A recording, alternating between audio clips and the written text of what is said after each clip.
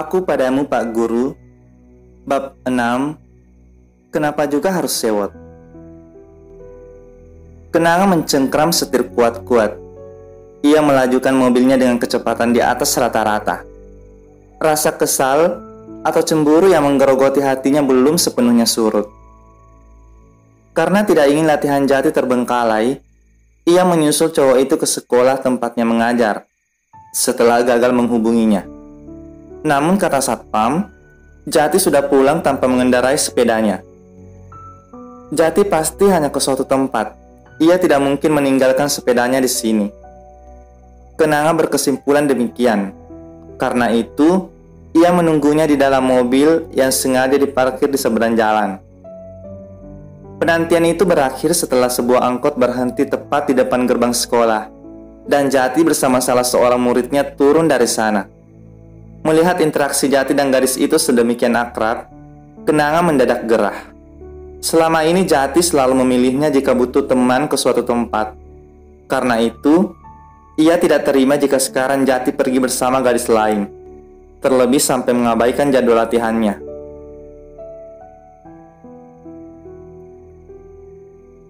Keesokan harinya, Cendana sempat memelangkan laju sepedanya ketika melihat sebuah sepeda terparkir di depan sana.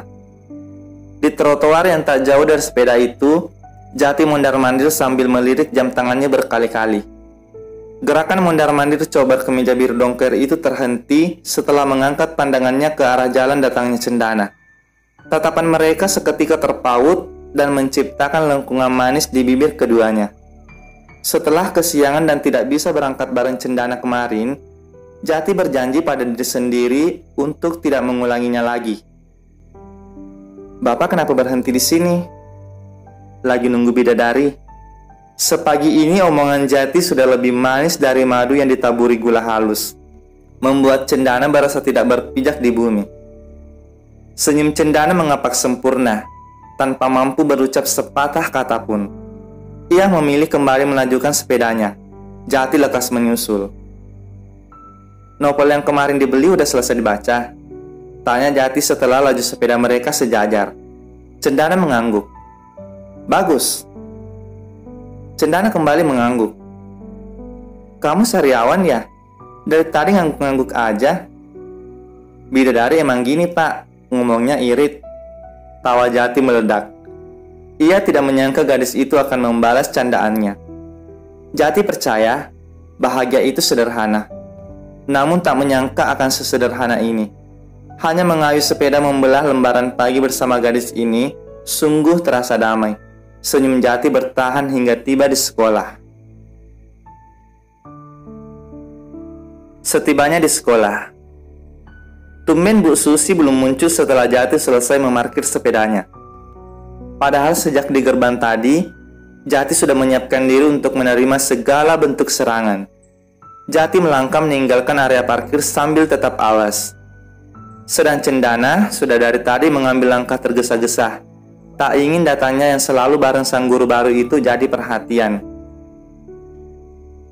Jati baru saja bernapas lega setelah merasa akan terbebas dari jeratan Bu Susi pagi ini, ketika ia menemui pemandangan ganjil saat melintas di lapangan yang sering digunakan untuk upacara setiap hari Senin. Ia melihat sang pakar cinta lari mengitari lapangan itu, tampak ngos-ngosan dengan ekspresi tidak keruan di tengah cucuran keringat. Entah sudah berapa putaran larinya. Di salah satu sudut lapangan, tepatnya di bawah pohon ketapang, berdirilah Bu Susi sambil bersedekap dengan tatapan tajam mengawasi pergerakan Jaka. Seolah-olah jika cowok culun itu menghentikan larinya, ia akan langsung menelannya. Jati berpikir keras. Kesalahan apa yang telah dilakukan Jaka hingga dihukum sepagi ini? Karena penasaran dan merasa perlu menolong, Jati mendekati Bu Susi untuk mencari tahu. Ia berdeham setelah berdiri bersisian dengan perawan tua itu. Bu Susi tidak merespon. Aneh, tatapannya tetap mengekori pergerakan Jaka. "Selamat pagi Bu Susi." Dengan sangat terpaksa, Jati menyapa duluan. "Saya tidak menyangka Pak Jati akan setega ini. Gini-gini saya punya perasaan Pak." Bu Susi berucap tanpa menoleh. Sumpah, Jati benar-benar tidak paham. Tega gimana ya, Bu? Jati menggaruk pelipisnya yang sama sekali tidak gatal. Bisa-bisanya Pak Jati memberikan masakan saya ke anak aneh itu. Kali ini Bu Susi menoleh dengan tatapan kian runcing. Telunjuknya mengacung asal ke tengah lapangan, ke arah Jaka yang masih berjuang agar tidak pingsan sebelum Bu Susi menyuruhnya berhenti. Mampus deh, Jati benar-benar bingung sekarang. Kenapa juga Bu Susi sampai tahu? Ini gak seperti yang Ibu pikir. Jati sengaja melembutkan suaranya. Padahal saya memasaknya penuh cinta, khusus untuk Pak Jati. Kalau gak suka, bilang Pak, jangan malah dikasih ke Jaka. Bantah Bu Susi tidak terima. Jadi gini Bu, Jati melancarkan jurusnya, sengaja merangkul dan mengelus samar pundak Bu Susi. Masakan Bu Susi itu enak banget. Jati sengaja melebih-lebihkan. Karena itu, saya membaginya ke Jaka. Saya merasa bersalah jika menikmatinya sendirian. Saya hanya ingin lebih banyak yang tahu, kalau perlu seluruh dunia, bahwa ada tangan ajaib seperti kedua tangan Bu Susi. Sampai pada kalimat ini, Jati sengaja melepas rangkulannya dan beralih meraih kedua tangan Bu Susi dengan tatapan yang kian intens dan seolah didramatisir, yang bisa menciptakan masakan sedemikian lezat. Bu Susi melongo. Ia mematung beberapa jenak. Oh Tuhan, inikah jawaban atas doa-doaku selama ini? Ucapnya kemudian sambil menengadah dengan mata berkaca-kaca. Jati buru-buru melepas pegangannya dan meloloskan kedua tangannya ke dalam saku celana. Secepat kilat, Bu Susi mendekap Jati.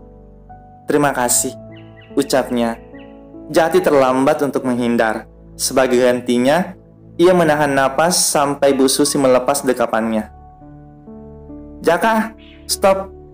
Emosi Ibu udah surut. Teriaknya ke arah Jaka yang pergerakannya makin payah, lalu berlalu dengan senyum sedemikian lebar. Sepeninggal Bu Susi, Jati mengelus dada disertai embusan napas lega. Dengan sisa-sisa tenaga yang ada, Jaka tiba di depan Jati. Kalau tidak takut seragamnya kotor, ia pasti langsung menjatuhkan diri secara asal. Sebagai gantinya, kedua tangannya bertopang di lutut sambil berjuang menormalkan pola napasnya. Keringatnya masih mengucur deras. Kenapa Bapak nggak bilang nasi goreng kemarin dari Bu Susi? Sumpah Kak, saya benar-benar lupa. Sesaat Jati tertawa. Tampang Jaka sehabis jadi korban amukan perawan tua itu benar-benar lucu. Kok bisa sampai ketahuan sih? Tadi waktu datang, dia lihat rantang itu saya tenteng. Maksudnya pengen balikin ke Bapak setelah saya cuci bersih di rumah. Tahu-taunya punya dia. Ngamuk deh. Sekali lagi Jati terbahak. Maaf Kak, saya benar-benar gak ada maksud buat kamu sampai dihukum kayak gini. Jati pura-pura memijat pundak Jaka, alih-alih membuatnya lekas meluruskan punggung karena kegelian. Benar saja, anak itu langsung berdiri tegak dan berusaha menepis tangan Jati sambil terkekeh. Ya udah, sebagai permintaan maaf, saya traktir kamu minum di kantin ya. Tanpa menunggu persetujuan, Jati merangkul Jaka dan menggiringnya ke kantin. Beberapa saat waktu berlalu. Jam pertama kedua, Jati kosong. Daripada berdiam di ruang guru yang berpotensi memancing aksi nekat Bu Susi, yang sialnya juga lagi kosong, Jati memilih jalan-jalan kemana saja. Niat awal mau ke perpustakaan urung. Setelah dari jauh tidak sengaja melihat keseruan Cendana main voli bersama teman-temannya. Rupanya kelas Cendana sedang ada pelajaran penjaskes di jam pertama hari ini. Jati tidak mungkin melewatkan pemandangan itu. Ia beranjak mengisi bangku besi di bawah pohon ketapang. Posisinya memang tidak terlalu dekat dengan lapangan, tapi dari sini senyum Cendana terlihat jelas. Ini kesempatan emas untuk melihat gadis itu bergerak lincah, sambil sesekali tergelak. Jati akan merekam semuanya, yang mungkin saja akan terputar kembali sebagai bunga tidur nanti malam. Sesuatu yang indah memang selalu menarik perhatian di segala kondisi, sengaja atau tidak. Faktanya, Sekarang teman-teman Cendana sulit berkonsentrasi ke permainan mereka setelah salah seorang tidak sengaja menemukan sosok guru rupawan di sudut sana. Bisik-bisik langsung merambat yang tertangkap jua oleh pendengaran Cendana. Cendana ikut-ikutan menoleh ke arah pandang teman-temannya yang langsung disambut Jati senyum iseng sambil menaik turunkan alisnya. Lagi-lagi Cendana mendadak salah tingkah. Ia memilih kembali fokus ke permainan sebelum benar-benar bertingkah bodoh di tengah lapangan. Nyatanya tak segampang itu. Menyadari sedang diperhatikan Jati, pergerakan Cendana tidak selincah sebelumnya. Berkali-kali yang membiarkan bola terbuang percuma. Sebisa mungkin Cendana tidak menoleh ke arah Jati, sebab entah bagaimana harus bertingkah saat tatapannya terpaut dengan pemilik manik coklat pekat itu. Beberapa menit berlalu. Cendana tidak bisa menahan diri untuk tidak menoleh ke arah Jati sekarang, demi memastikan guru matematika itu masih ada di sana atau sudah pergi. "Cendana, awas!" Hampir bersamaan, teriakan dari beberapa temannya membuat Cendana refleks jongkok demi menghindari bola yang hampir menghantam kepalanya. Bola itu kini menggelinding bebas ke arah Jati. Melihatnya, Jati malah pura-pura sibuk memperhatikan sesuatu di ponselnya. Tentu saja ia berharap seseorang datang mengambilnya, dan semoga itu Cendana. Sepagi ini Tuhan berbaik hati mengabulkan doa Jati. Yang datang untuk memungut bola itu benar-benar Cendana.